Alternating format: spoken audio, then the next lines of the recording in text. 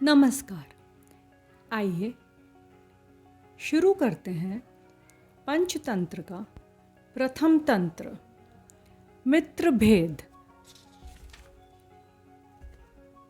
विष्णुदत्त शर्मा ने राजपुत्रों से कहा, अब मैं मित्र भेद नाम के प्रथम प्रकरण को प्रारंभ करता हूँ, जिसका प्रथम श्लोक यह कहता है, वन में निवास करने वाले सिंह और वृषभ के बढ़ते हुए प्रेम को एक लोभी तथा दुष्ट श्रृगाल ने नष्ट कर दिया था।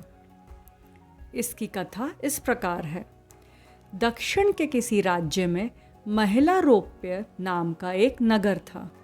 उस नगर में वर्धमान नाम का एक वैश्य यानी वणिक पुत्र अर्थात व्यापारी रहता था, जो सद उपायों द्वारा प्रचुर संपत्ति एकत्र कर रखा था।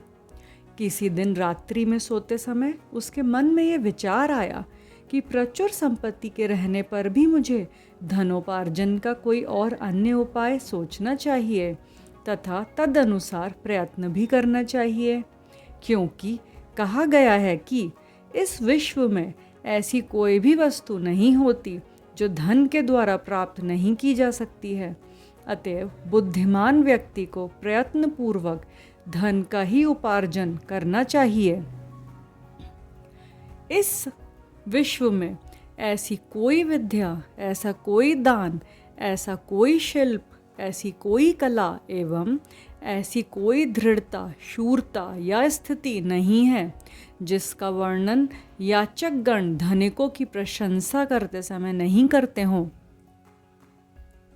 इस संसार में संपन्न व्यक्तियों के शत्रु भी उनके साथ सज्जनता का ही व्यवहार करते हैं और दरिद्र व्यक्तियों के आत्मजन भी उनके प्रति दुर्जनता का ही व्यवहार करते हैं। विभिन्न स्रोतों से जल संचयन के द्वारा समस्त नदियाँ जैसे पर्वत से स्वयं निकलती हैं, उसी प्रकार विभिन्न उपायों के द्वारा एकत्र धन से मनुष्य के संपूर्ण कार्य स्वयं संपन्न हो जाते हैं।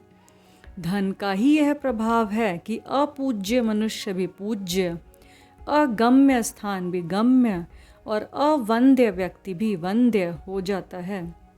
भोजन से सशक्त इंद्रियां जिस प्रकार शरीर के संपूर्ण कार्यों को स्वतः करती रहती हैं, उसी प्रकार मनुष्य की समस्त आवश्यकताएं भी धन से स्वतः पूर्ण होती रहती हैं। अतएव धन को साधनों में प्रधान साधन कहा गया है। धन के प्रति आसक्त व्यक्ति शमशान की भी उपासना करता है और निर्धन माता पिता को छोड़कर अन्यत्र चला जाता है। धन संपन्न व्यक्ति वृद्ध होने पर भी तरुण बना रहता है और तरुण व्यक्ति भी निर्धनता के कारण वृद्ध हो जाता है। धनोपार्जन के लिए 6 उपाय हैं: भिक्षावृत्ति, सेवावृत्ति अर्थात नौकरी, कृषि, विद्या, सूद पर ऋण देना तथा व्यापार। इनमें से व्यापार ही एक ऐसा है जिसके बिना किसी भी तिरस्कार के धन कमाया जा सकता है।